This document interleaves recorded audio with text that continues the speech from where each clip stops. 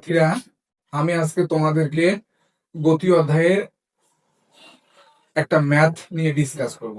কেমন ম্যাথ? গ্রাফে ঢাল দেওয়া আছে, ঢাল থেকে কিভাবে কোনো কোনো রাশির মান বের করতে হয়, সেটা হোক সময়, হোক বেগ অথবা ত্বরণ। তাহলে আসো আমরা এটা সলভ করি। দেখো, আমরা গ্রাফে দেখতে পাচ্ছি যে গ্রাফে ওবি একটা রেখা, সেই রেখাটার ঢাল দেওয়া আছে। সেই রেখাটা কি দেওয়া আছে? ঢাল। তাহলে এই ঢাল যে দেওয়া আছে, ঢাল সম্পর্কে আগে আমাদের জানতে হবে। তাহলে এই রেখাটা একটা সরল রেখা। আমরা জানি যে কোন সরল রেখার ঢাল নির্ণয়ের সূত্র হলো যে ঢাল নির্ণয় করতে হয় ঢাল সমান ওয়াই অক্ষের পরিবর্তন, ওয়াই অক্ষের কি, ওয়াই অক্ষের পরিবর্তন বাই এক্স অক্ষের পরিবর্তন, ওয়াই অক্ষের পরিবর্তন বাই এক্স অক্ষের পরিবর্তন।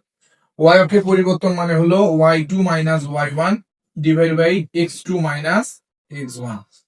এই সূত্রটা মনে রাখতে পারলে ঢাল থেকে তোমরা ইজিলি ম্যাথ করতে পারবা। আমাদের এখন তোমাদের ক্লাস 10 যে ম্যাথগুলো আমি সলভ করাবো এখন থেকে, এগুলো হবে ডু আর ডাই। যেহেতু তোমাদের পরীক্ষা চলে আসছে এবং সামনে রমজান মাস, তোমরা বাসায় এই ম্যাথগুলো ভালো করে প্র্যাকটিস করলে কোনো ডাউট থাকবে না এই কোশ্চেনগুলো নিয়ে।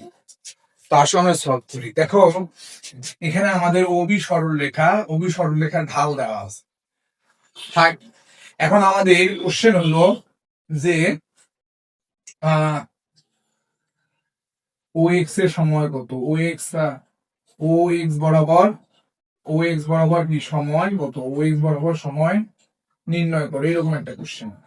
তাহলে তোর এই সূত্রটা খাতায় ভালো করে লিখে নাও। তাহলে ও এক্স বরাবর সময় নির্ণয় করো, এইরকম একটা কোশ্চেন। আমরা সময় নির্ণয় করতে গেলে দেখো আমাদের এই ও থেকে বি পর্যন্ত ঢাল দেওয়া আছে। তাহলে ও থেকে বি পর্যন্ত ঢাল দেওয়া আছে।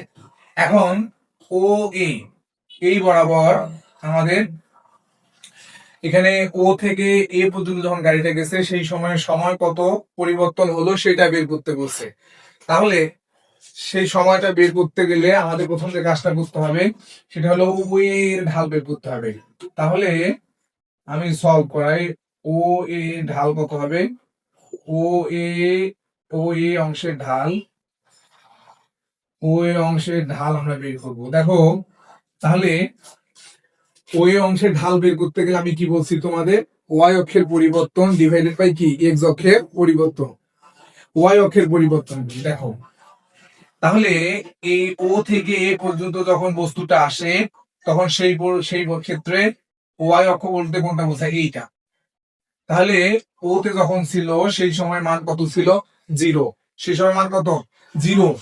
আর যখন এ তে আসলো সেই সময় কত বেগ হলো? 5। ওয়াই অক্ষ বরাবর কি আছে? বেগ আছে। তাহলে এই ও তে যখন ছিল সেই সময় বেগ কত ছিল? 0।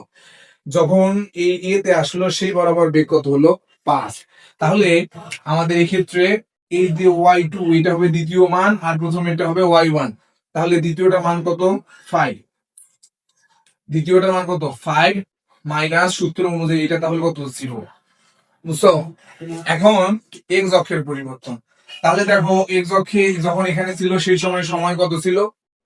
আমরা জানি যে এখানে স্থানাঙ্ক হবে 0 0, অর্থাৎ ওয়াই অক্ষেও 0, এখানে এক্স অক্ষেও 0। তাহলে বোতে যখন ছিল সেই সময় মান ছিল 0। সেই সময় মান কত? 0। এখন যখন এখান থেকে ও এতে গেল সেই বরাবর সময় কত হলো? এক্স। তাহলে সময়ের পরিবর্তন কত? এখানে হলো এক্স আর এখানে হলো 0। ঠিক আছে? তাহলে 5 থেকে 0 মাইনাস করলে কত হয়? 5। আর এক্স থেকে 0 মাইনাস করলে হয় এক্স। বুঝা গেছে? এখন দেখো, আমরা জানি যে, আমি এখানে করাই, ওই অংশের মান এটা পাওয়া গেল। এটা হলো ওই অংশের ঢাল। এখন আমাদের বলছে ও এক্স বরাবর সময় কত। সময় নির্ণয় করতে গেলে যে কাজটা করতে হবে, দেখো আমরা একটা কথা জানি, কি জানি যে, দেখো কোন সরল রেখা, এটা যদি একটা সরল রেখা হয়, ধরো এটা এ বিন্দু, এটা হলো বি বিন্দু, এই সরল রেখা অর্থাৎ এবি রেখার যে ঢাল আছে, এটা আমরা মাথায় রাখবো। এবি রেখার ঢাল, কোন সরল রেখার ঢাল, তার উপরে অবস্থিত কোন বিন্দু যদি থাকে, তাহলে ওই পুরা সরলরেখার ঢাল প্রথম বিন্দু থেকে ওই বিন্দু পর্যন্ত, অর্থাৎ কোন সরলরেখার ঢাল যেটা হবে সেই ঢাল হবে এই এসি বা বিসি এর সমান, অর্থাৎ কোন একটা সরলরেখার যে ঢাল হয় তার উপরে অবস্থিত কোন বিন্দুর ঢাল তার সমান হবে। তাহলে আমরা এখানে এসি রেখার ঢালও সমান বলতে পারি। বুঝছো? তাহলে এটা আমরা মনে রাখবো যে কোন সরল রেখার যে ঢাল হবে তার উপরে অবস্থিত কোন বিন্দুর ঢাল ওই ঢালের সমান হবে। তাহলে আমরা এখান থেকে লিখতে পারি যে যেহেতু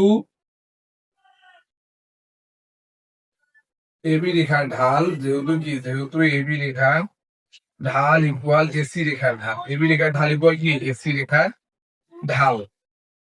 তাহলে এবি রেখার ঢাল কত দেওয়া আছে দেখো, তাহলে এখানে আসলে সরি এখানে এবি নাই, এখানে ওবি আছে, তাহলে আমরা এখানে লিখবো ওবি। তাহলে এই যে ওবি রেখার ঢাল আর কি ও এ রেখার ঢাল, সরি ও এ রেখার ঢাল সমান। এটা সরলরেখা থেকে আমরা এটা বলতে পারি যে একটা সরলরেখার যে ঢাল হয় তার উপরে অবস্থিত কোন বিন্দুর ঢাল ওই ঢালের সমান। তাহলে এখানে এটা যদি একটা সরলরেখা হয়, এই সরলরেখার যে ঢাল হবে তার উপরে অবস্থিত এই বিন্দুর ঢাল তার সমান হবে।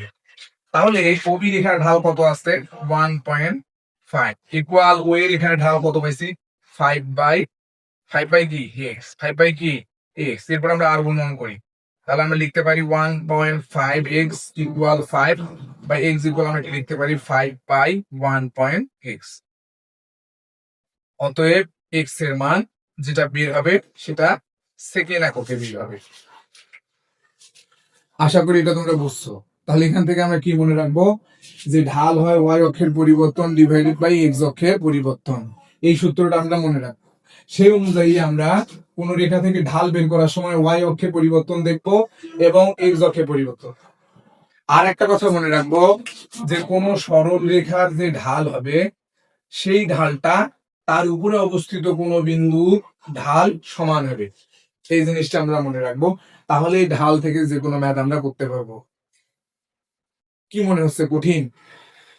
সহজ একটা ম্যাথ। এভাবে আমরা এখন থেকে রেগুলার তোমাদের ফিজিক্সে আমি ম্যাথ দেওয়ার চেষ্টা করব। যদি ভালো লাগে তাহলে তোমরা বন্ধুদের মেনশন করে দিবা। আর হলো এই কোশ্চেন সম্পর্কে কোনো কোশ্চেন থাকলে আমাকে জিজ্ঞাসা করবো।